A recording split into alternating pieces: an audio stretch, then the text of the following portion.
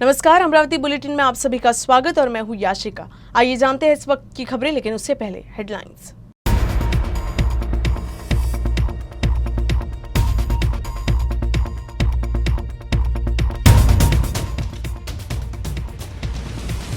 शिकारियों पर नजर रखने के लिए wild life crime control board ने ऑपरेशन बिरबल 2 की शुरुआत की। मेलघाट व्याघ्र प्रकल्प अंतर्गत WCCB की नियुक्ति। राज्य महिला आयोग की अध्यक्षा रूपाली चाकणकर ने राणा दंपत्ति पर साधा निशाना। बोली, विकृत मानसिकता वाले हैं राणा दंपत्ति, बेवजह धार्मिक मुद्दे को उठाकर राज्य को अशांत करने की कोशिश कर रहे हैं। और ACB की गिरफ्त में आया रिश्वतखोर वन परिक्षेत्र अधिकारी भगतराम कटारिया। बुल्डाना ACB की टीम ने रिश्वत लेते किया गिरफ्तार। वाहन छोड़ने के लिए मांगी थी रिश्वत।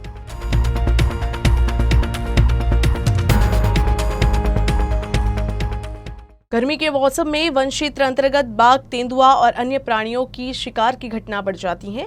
इस बात को ध्यान में रखते हुए शिकारियों पर नजर रखने के लिए wild life crime control board ने ऑपरेशन बिरबल 2 की शुरुआत की है। इस संबंध में राज्य के वन विभाग को भी अलर्ट किया गया है। मेलघाट व्याघ्र प्रकल्प अंतर्गत भी WCCB की नियुक्ति की गई। गर्मी के मौसम में वन परिक्षेत्र अंतर्गत वन्य प्राणियों के शिकार की घटना काफी बढ़ जाती है। विदर्भ में भी शिकारी सक्रिय है। वन्य प्राणियों के शिकार किए जाने का मामला सामने आता है। ऐसे में शिकारियों पर नजर रखने के लिए WCCB के तहत गाइडलाइन तैयार की गई है। WCCB को उन राज्यों पर कानून लागू करने की शक्ति भी दी गई है जहां बाघों और तेंदुओं का अवैध शिकार बढ़ रहा है। इसके अलावा यह वन्य जीवों के अवैध शिकार, हत्या और अंगों की तस्करी की जांच कर सकता है। हालांकि पिछले 2 वर्षों में राज्य में वन विभाग के प्रदर्शन में सुधार हुआ है, लेकिन इसके बाद भी गर्मियों में आग लगाकर वन्य जीवों का शिकार किया जाता है और अंगों की तस्करी की जाती है। वन्य जीवों की तस्करी करने वाले मास्टरमाइंड विदर्भ में भी है। इसीलिए ऑपरेशन बिरबल 2 के अनुसार वनकर्मियों व अधिकारियों को ग्राम स्तर पर शिकारियों पर नजर रखनी होगी। महाराष्ट्र राज्य महिला आयोग की अध्यक्षा रूपाली चाकणकर ने राणा दंपति को विकृत मानसिकता वाला बताया है। नागपुर पहुंची रूपाली चाकणकर ने राणा दंपति पर शाब्दिक वार करते हुए कहा कि कोरोना महामारी के बाद महाराष्ट्र अभी संकट से उबर रहा है। ऐसे समय में महंगाई, बेरोजगारी जैसी समस्याओं से निपटने के लिए सभी के सहयोग की जरूरत है, लेकिन राणा दंपति धार्मिक मुद्दे को उठाकर राज्य को अशांत करने की कोशिश कर रही हैं। इस दौरान उन्होंने नवनीत राणा के वक्तव्य की आलोचना की। ज्यांनी आता दिल्लीत गेले तिथं काही हनुमान चालीसा पठण करतात, तर त्यांनी खरं तर कोरोना कालावधीमध्ये केंद्र सरकारकडून थोडीफार मदत घेऊन महाराष्ट्राला दिली असती तर निश्चितपणे त्याचा फायदा झाला असता। केवळ विरोध करायचे, महाराष्ट्र हा एकसंध महाराष्ट्र आहे। छत्रपती शिवरायांच्या विचारांचा हा महाराष्ट्र आहे। शाहू फुले आंबेडकरांच्या विचारांचा हा महाराष्ट्र आहे। हा एकसंध महाराष्ट्र, जो शांत महाराष्ट्र आहे, तो अशांत करण्याचा विचार आणि ही विकृत मनोवृत्ती आहे असं मला वाटतं। म्हणूनच मी म्हटलं, महाराष्ट्राचे प्रश्न काय आहेत, महाराष्ट्राचा विचार काय आहे, हे पुढे जाऊन महाराष्ट्र आणि महाराष्ट्राच्या माणसासाठी काम करणं गरजेचं असताना केवळ कुठेतरी वेगळा विचार मांडायचा जो महाराष्ट्राच्या माणसाचा नाही आहे, महाराष्ट्राच्या माणसासाठीही नाही आहे। त्याच्यामुळं निश्चितपणाने ही विकृत मनोवृत्ती आहे असं मला वाटतं। बुल्डाना एंटी करप्शन ब्यूरो की टीम ने जलगांव जामोद प्रादेशिक वन विभाग के वन परिक्षेत्र अधिकारी भगतराम कटारिया को रिश्वत लेते गिरफ्तार किया है। रिश्वतखोर वन अधिकारी भगतराम कटारिया ने जंगल से लकड़ी की तस्करी करने वाले वाहन को छोड़ने के लिए रिश्वत मांगी थी। सरकारी कार्यालय में भ्रष्टाचार बहुत ही सामान्य बात हो गई है। आए दिन भ्रष्ट अधिकारियों की शिकायतें सामने आती रहती है। बुल्डाना जिले के जलगांव जामोद प्रादेशिक वन विभाग के वन परिक्षेत्र अधिकारी को रिश्वत लेते गिरफ्तार किया गया है। वन परिक्षेत्र अधिकारी भगतराम कटारिया के खिलाफ ट्रक मालिक ने शिकायत दर्ज कराई थी। लकड़ी से भरे ट्रक को जाने की अनुमति देने के लिए 25,000 रुपए की रिश्वत मांगी थी, जिसकी शिकायत ACB में किए जाने के बाद कार्रवाई कर रिश्वत लेते रंगे हाथों पकड़ा गया। छत्रपति संभाजी महाराज द्वारा लिखित पुस्तक बुद्धभूषणम ग्रंथ की एक हस्तलिखित प्रति अमरावती के एक सामाजिक कार्यकर्ता अजय लांडे द्वारा बनाई गई है। ये 3 फीट चौड़ा और 5 फीट लंबा और 11 इंच मोटा है। इस किताब में कुल 164 पेज है और इसका वजन 124 किलो है। बुद्धभूषणम पुस्तक को 489 कलमों की लागत से दरियापुर के एक युवक सचिन ने हस्तलिखित किया है। छत्रपति संभाजी ने अपनी 32 वर्षों के दौरान कई क्षेत्रों में उल्लेखनीय उपलब्धियां हासिल की हैं, लेकिन इतिहासकारों के सपना व्यवहार के कारण उनके नाम की उपेक्षा की गई। संभाजी महाराज ने संस्कृति भाषा में एक ऐतिहासिक ग्रंथ बुद्ध भूषणम लिखा था, लेकिन ये ग्रंथ आम आदमी तक नहीं पहुंच सका। अजय लेंडे ने कहा कि उन्होंने बुद्ध भूषणम की पांडुलिपि लिखने का फैसला किया और 4 साल तक कड़ी मेहनत की। पुस्तक के प्रकाशन के बाद इस पुस्तक को आम आदमी के देखने और पढ़ने के लिए सिंदखेड़ राजा स्थित जिजाऊ सृष्टि से रखा जाएगा। छत्रपति संभाजी महाराज की 365वीं जयंती के अवसर पर मराठा सेवा संघ के अध्यक्ष पुरुषोत्तम खेड़ेकर द्वारा आज अमरावती में इस महाकाव्य का प्रकाशन किया गया। इस अवसर पर राज्य मंत्री बच्चू कडू, श्री शिवाजी शिक्षण संस्था के अध्यक्ष हर्षवर्धन देशमुख, विधायक सुलभा खोड़के, विधायक प्रताप अड़सठ, विधायक पंकज भुयर, विधायक किरण सरनाइक सहित अन्य उपस्थित थे। अजय लेंडे को गणमान्य व्यक्तियों द्वारा सम्मानित किया गया।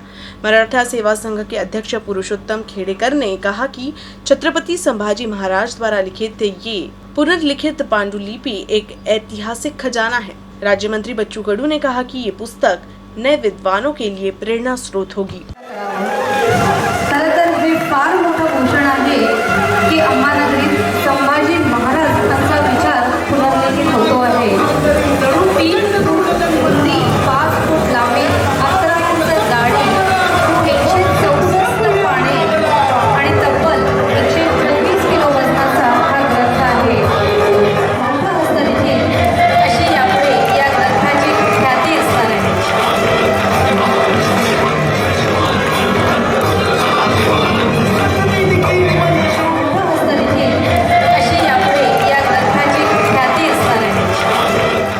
पानांची रुंदी 3 फूट आणि लांबी 5 फूट असं मी ठरवलं की एवढ्या साईजमध्ये हा ग्रंथ असला पाहिजे।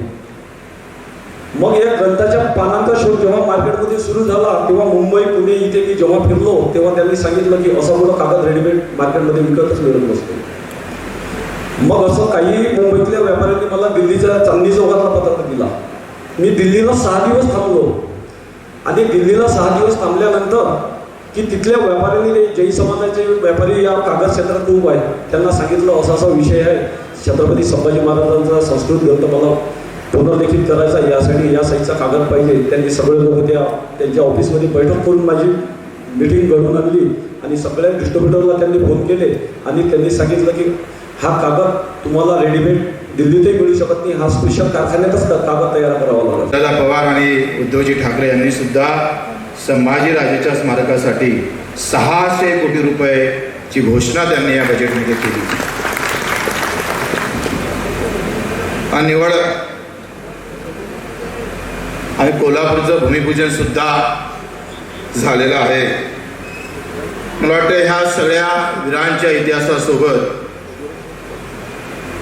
आम्ही तुम्ही सुद्धा कमी मागं पडलो नाही पाहिजे आणि म्हणून या एवढ्या मोठ्या ग्रंथाचा एक सन्मान निधी सुद्धा अयोध्याच्या मंदिरासाठी जर वीट उभी राहतं तर ग्रंथासाठी सन्मान निधी का उभा राहू नये, त्यासाठी सुद्धा मला वाटतं प्रत्येकाचे हात, कारण निवड ग्रंथ निर्माण होऊन चालणार नाही, त्याचा सन्मान फक्त वाचूनही होणार नाही, तो सन्मान सगळ्याच बाजूने झाला पाहिजे। आणि त्या सन्मान निधी म्हणून पहिल्यांदा मी घोषणा करतो, माझ्याकडून मी सुद्धा सन्मान निधी म्हणून 1 लाख रुपये आम्ही या ग्रंथ निर्माण केला म्हणून त्याचा सन्मान निधी आपण मी जाहीर करतोय आमच्या प्रहार संघटनेच्या माध्यमातून। हनुमान चालीसा और लाउडस्पीकर के मुद्दे पर राज्य मंत्री बच्चू कडू ने राणा दंपति की आलोचना की है। कडू ने कहा कि कोरोना के 2 साल बाद ऐसा बयान देना राजनीतिक विफलता है। उन्होंने कहा कि स्कूलों और अस्पतालों को कैसे मजबूत किया जाएगा, इस पर आपने ध्यान दिया होता तो राणा दंपति के साथ लोग खड़े होते। वेदना ज्या दुःख आम्ही सगळे डोळ्यासमोर पाहतो, कोणाची आई गेली, वडील गेली, भाऊ गेला, नेता गेला, कोरोनानं आमदाराला सुद्धा सोडलं नाही, अधिकाऱ्याला सुद्धा सोडलं नाही। व्यवस्था अशी होती का हॉस्पिटल होतं पण बेड शिल्लक नव्हतं, हॉस्पिटल होतं पण ऑक्सिजन शिल्लक नव्हतं। अनेक अडचणीतून आम्ही जात होतो। प्रत्येक घरी बसून आम्ही पाहतो जसं एखादा समोर एखादा शत्रू बसला आणि उद्या आपलं त्याचं मरण आहे, अशा अवस्थेत काही काळ आम्ही काढलेला होता। आणि अशा अवस्थेमध्ये जात असताना सुद्धा आपली सेवेचं भान नसणारे लोकसुद्धा पुन्हा वेगवेगळ्या धर्माच्या एखाद्या गोष्टी काढून ते सेवेचं भान विसरून जर एखादी गोष्ट समोर आणत असेल तर मला वाटतं हे राजकारणी लोकांची सगळ्यात मोठा अपयश आहे. कोरोनानंतर भोंग्याचा आवाज यावा का नाही यावा, 40सा म्हणावं की नाही म्हणावी, राष्ट्रगान म्हणावं का नाही म्हणावं, किंवा त्या ओवेसीनं तिथं जाऊन फुलं व्हावं का नाही व्हावं, हा 2 वर्षानंतर जेव्हा अशा पद्धतीचं वक्तव्य येतं इथं राजकारणाचं अपयश सिद्ध होतं. 2 वर्षानंतर आमचे हॉस्पिटल अधिक मजबूत कसे होईल, आमच्या शाळा कशा मजबूत होईल असं जर वक्तव्य निर्माण केलं असतं तर कदाचित लोकांनी तुम्हाला डोक्यावर घेतलं असतं. एवढं ते महत्त्वाचं आहे. 2 वर्षाच्या वेदना तुम्हाला कमी पडत असत आणि त्या वेदनेतून तुम्ही अजून बाहेर न निघता अशा प्रकारचं वक्तव्य होत असत तर मला वाटतं ते चुकीचं आहे. फौरन लौटेंगे एक ब्रेक के बाद.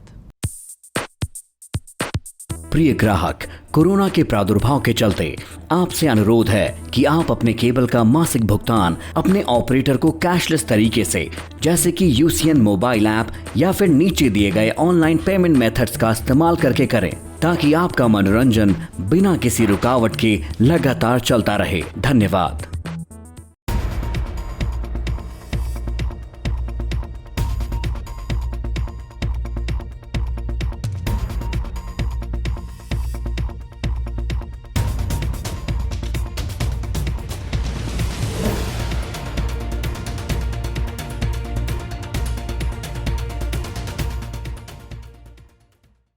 एक तरफ अमरावती मनपा क्षेत्र में साफ सफाई नहीं होने को लेकर हाहाकार मच गया है, उधर दावा किया जा रहा है कि प्रशासन गंदगी को साफ करने की पूरी कोशिश कर रहा है. प्रशासन ने पिछले 7 माह में सफाई में लगे ठेकेदारों पर लाखों रुपए का जुर्माना लगाया है, जिसमें राजापेट के ठेकेदार को अधिकतम 3,23,500 जबकि पीडीएमसी वार्ड के ठेकेदार को न्यूनतम 42,000 का जुर्माना लगाया गया है. खास बात यह है कि प्रशासन द्वारा लगाए गए जुर्माने के बावजूद वार्ड में गंदगी का आलम बना हुआ है.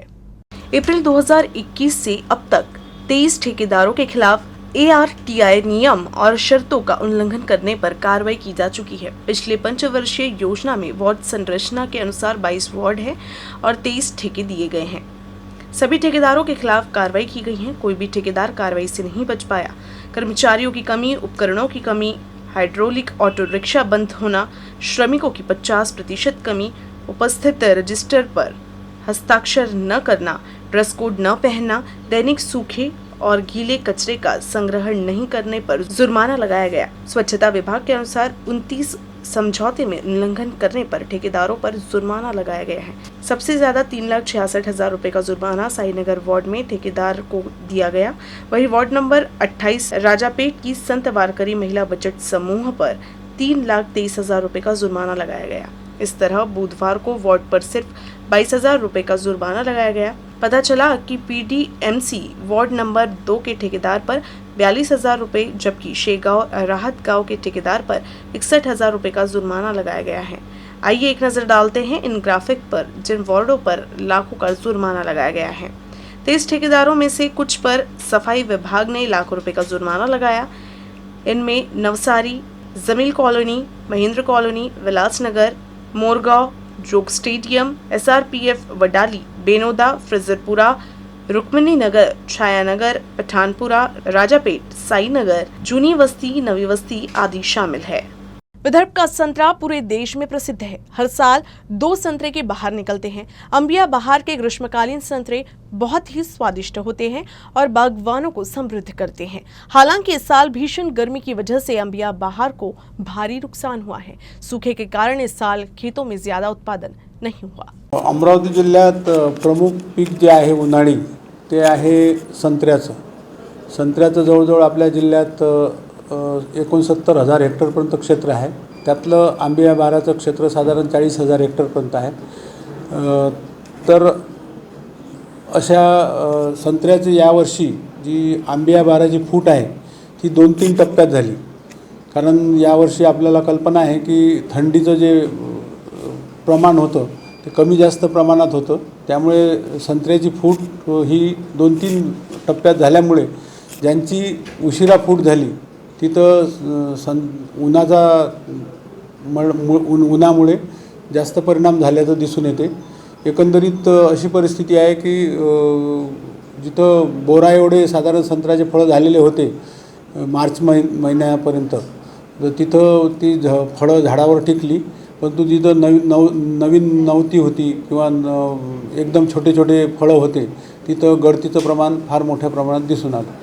जिला परिषद में प्राथमिक शिक्षण संवर्ग को छोड़कर तृतीय व चतुर्थ श्रेणी के कर्मचारियों के अंतर जिला तबादले की प्रक्रिया पिछले 4 दिनों से जिला परिषद के डॉक्टर पंजाबराव देशमुख हॉल के जरिए चल रही है। तबादला प्रक्रिया के अंतिम दिन शुक्रवार 13 मई को सिंचाई एवं स्वास्थ्य विभाग के 52 कर्मचारियों का तबादला और 4 दिन में 230 कर्मचारियों का तबादला किया गया।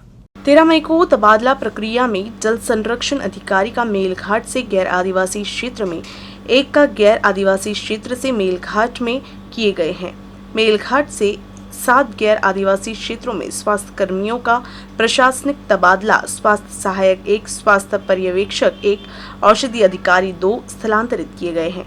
इसके अलावा गैर आदिवासी क्षेत्रों से 3 कर्मचारियों को रिक्वेस्ट ट्रांसफर के जरिए मेलघाट ट्रांसफर किया गया है। इसके अलावा सीईओ अभिशांत पांडा के मार्गदर्शन में deputy CEO Tukaram Tekale, DHO doctor Deepak Ranmale, जिला जल संरक्षण अधिकारी सुनील जाधव उपस्थित थे। धारनी से सटे खारिया टेम्बरू गांव में ग्रामीण खराब सड़क की समस्या से बेहाल है। खस्ताहाल सड़क के कारण यहां रोजाना हादसों की संख्या में इजाफा हो रहा है। यही कारण है कि स्थानीय नागरिक सड़क की मरम्मत की मांग कर रहे हैं। मेलघाट की आर्थिक राजधानी धारनी से सटे खारिया टेम्बरू गांव का सफर हादसे से भरे सफर के नाम पर एक पहचान बनने के तौर पर देखा जा सकता है। ग्रामीणों का कहना है कि इस सड़क पर आए दिन छोटे बड़े हादसे हो रहे हैं। बरसात के दिनों में इस रूट पर हादसों की संख्या भी बढ़ जाती है। ग्रामीण संबंधित प्रशासन ने इस ओर ध्यान देने की मांग कर रहे हैं। साथ ही ग्रामीण संबंधित प्रशासन से इस ओर ध्यान देने की मांग कर रही हैं। साथ ही नागरिक जर्जर सड़क की मरम्मत कर राहगीरों को राहत देने की मांग कर रहे हैं। खेतों से निकलने वाले कचरे को ठिकाने लगाने के मकसद से आग लगाई जाती है, जिससे बड़ी संख्या में पेड़ों में आग लगने की खबर है। वायगांव से आष्टी तक सड़क पर पेड़ जल रही हैं, जिससे यहां आने वाले और बाहर जाने वाले यातायात के लिए गंभीर खतरा बन गया है। हालांकि नागरिकों की शिकायत है कि लोक निर्माण विभाग इस गंभीर मामले की अनदेखी कर रहा है। गर्मी शुरू होते ही किसान खेतों से धुआं निकालने के लिए शॉर्टकट का सहारा लेते हैं। वहीं बायगांव और आष्टी के बीच देखा जा सकता है इस रास्ते के किसान कचरे में आग लगा रही हैं, जिससे सड़कों के किनारों के पेड़ों पर भी खतरा बन गया है। लेकिन लोक निर्माण विभाग इस गंभीर मामले की अनदेखी क्यों कर रहा है, ऐसा सवाल अब खड़ा हो गया है। प्रशासन की इस अनदेखी के चलते फायर ब्रिगेड और पुलिस को परेशानी हो रही है। वहीं इस मार्ग से आने जाने वाले नागरिकों की जान भी खतरे में है। खबरें समाप्त करने से पहले एक नजर हेडलाइंस पर।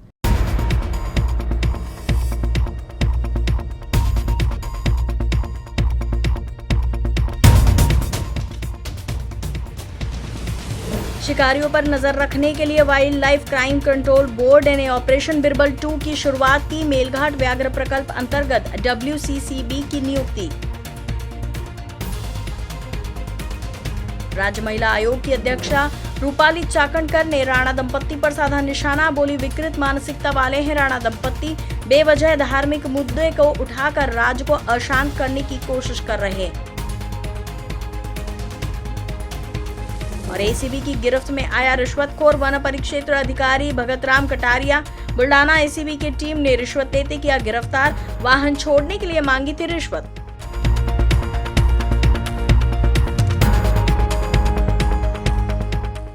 न्यूज रूम से बस इतना ही। खबरों का सिलसिला यूं ही चलता रहेगा। आप देखते रहिएगा UCN न्यूज अमरावती।